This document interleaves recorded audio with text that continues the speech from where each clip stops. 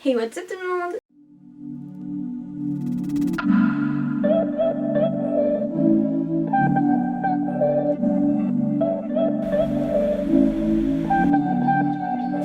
저기 멀리서 바다가 들려 Take my hands now You are the cause of my euphoria.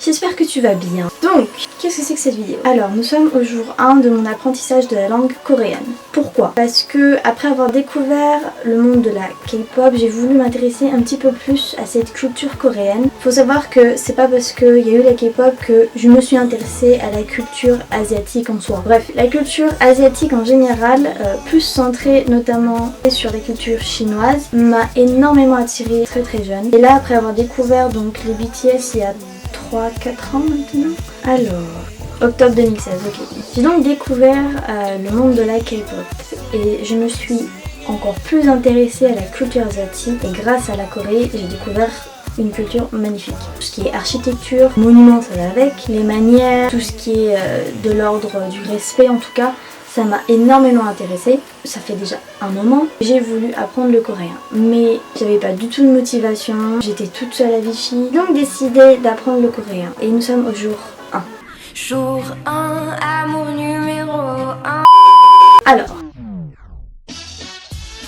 j'ai cliqué sur le premier site que j'ai vu. Ça m'a absolument attirée, je comprenais ce qu'elle disait. J'ai noté 2-3 trucs qui me paraissaient intéressants. Regardez, pour vous dire, j'ai pris un cahier. De base c'était un truc que j'avais pris pour faire des dessins. Il y a deux moyens d'apprendre le coréen. Soit vous l'apprenez sans écrire et apprendre à lire. Moi j'ai décidé d'apprendre à lire et à l'écrire puisque je trouve que l'écriture est très très belle. Apprendre à lire et à écrire, ça aide à mieux mémoriser ce qu'on dit. C'est plus concret entre guillemets. J'ai un truc dans l'œil, c'est exactement possible. Comment j'apprends l'alphabet coréen? Le site que je vous mettrai en barre d'infos a mis en première partie une vidéo qui dure 90 minutes. C'est long, mais c'est le temps nécessaire si vous voulez apprendre en 1 heure minimum à savoir lire et à écrire. Le gars le dit. Bon, c'est en anglais. Il n'y a pas les sous-titres en français. Désolée. J'essaierai de vous trouver une autre vidéo en français qui explique de A à Z comment écrire et lire. La vidéo avec laquelle j'apprends à écrire et à prononcer le coréen est donc en anglais. Elle est hyper bien parce que en fait, à chaque fois qu'il nous donne une consonne pour les prononcer, il nous dit c'est proche du, par exemple pour le N, c'est proche du N en anglais comme now. Pour la consonne qui ressemble à un T ou à un D, ça va être entre les deux, c'est pas un T ou un D très accentué, c'est un T mais très léger. Voilà, et là donc je me fais 2-3 petits exercices donc pour les prononcer et aussi pour les écrire. Parce que les écrire, les prononcer c'est bien, c'est assez dur, mais il faut aussi les écrire en même temps. J'espère que cette petite série d'apprentissage va vous plaire. En tout cas, si elle vous plaît, n'hésitez pas à me le dire, puisque je serais ravie de vous faire d'autres vidéos là-dessus, même si c'est à propos de l'anglais, vu que j'ai un assez bon niveau en anglais. Je peux vous apprendre 2-3 trucs comme du vocabulaire ou grammaire et conjugaison, c'est compliqué. Bref, je vais retourner à mes leçons et je vous mets des petits rushs.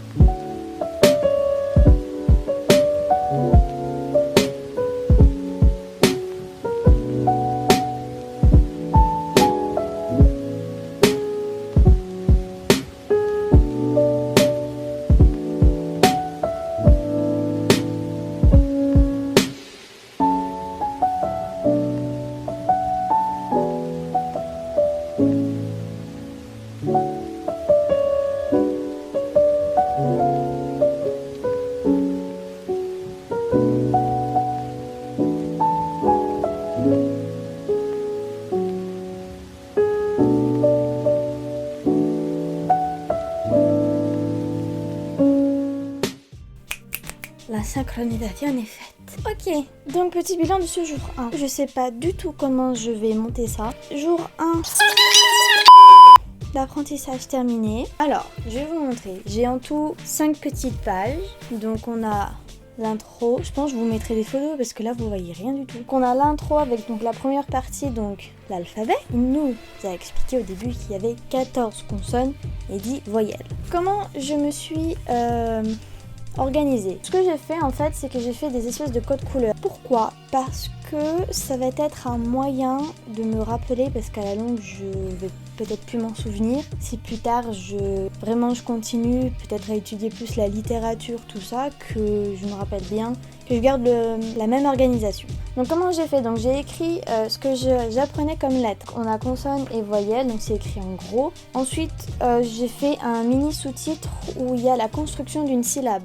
Et ce que je me suis fait, c'est que à chaque fin de leçon, dès qu'il dit à la prochaine leçon, j'ai fait des petits entraînements, des petits exercices pour bien me remémorer tout ce que j'ai fait. Et ce fut très efficace. C'est pas des exercices de ouf. J'ai fait pareil, j'ai gardé le même mode, mes syllabes, je m'entraîne à mes lettres, je m'entraîne à les écrire au crayon à papier, etc. Ah oui aussi, j'ai oublié de vous dire, il y a un petit code couleur dans les blocs ici. Donc on a un espèce de bordeaux pour les consonnes et un orange jaune pour les voyelles. C'est vraiment pour bien les différencier. Ça, on va dire que c'est mon livre de cours. Ok, c'est mon cahier de cours. Et ensuite à côté, donc j'ai fait mes petits exercices. Voilà. Donc j'ai repris les exercices, juste les exercices. Les entraînements à la prononciation, je les fais à l'oral, donc il n'y a pas besoin de les écrire. Mais en même temps, du coup, que je fais mes exercices, je les prononce tout le temps, les lettres et les syllabes.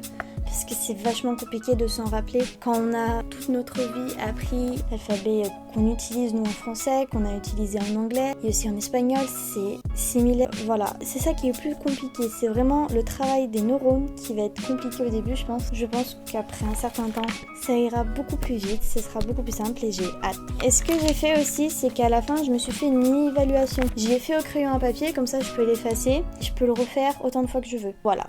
Si ce type de vidéo vous plaît, je suis très excitée à l'idée de faire ces vidéos. Si ce type de vidéo vous plaît, n'hésitez pas à me le dire en commentaire. Je vais continuer de toute façon. Si vous avez des questions par rapport à n'importe quoi ou des recommandations sur d'autres langues, etc. Ou si vous avez des conseils pour des méthodes efficaces, simples, quand vous avez appris une autre langue, n'hésitez pas à le mettre en commentaire. On est ici aussi pour partager. Donc je disais de partager ces idées. Franchement, sentez-vous très libre d'écrire ce que vous voulez en commentaire, pas des trucs haineux ou bizarres ou inappropriés, vulgaires évidemment. Je m'excuse parce que la qualité de vidéo a peut-être baissé, je suis en train de filmer avec mon téléphone parce que j'ai oublié d'éteindre mon appareil photo tout à l'heure quand je filmais mes petits exercices. La batterie s'est consumée, voilà. Sur ce, moi je vous laisse, je vous dis à plus dans une prochaine vidéo, coréen en couture, on verra. Et je vous souhaite une bonne semaine. Et puis de toute façon je vais poster un petit peu tous les jours sur Instagram. Donc n'hésitez pas à me suivre parce que en vrai je suis sympa. Moi je vous dis à la prochaine. De gros bisous.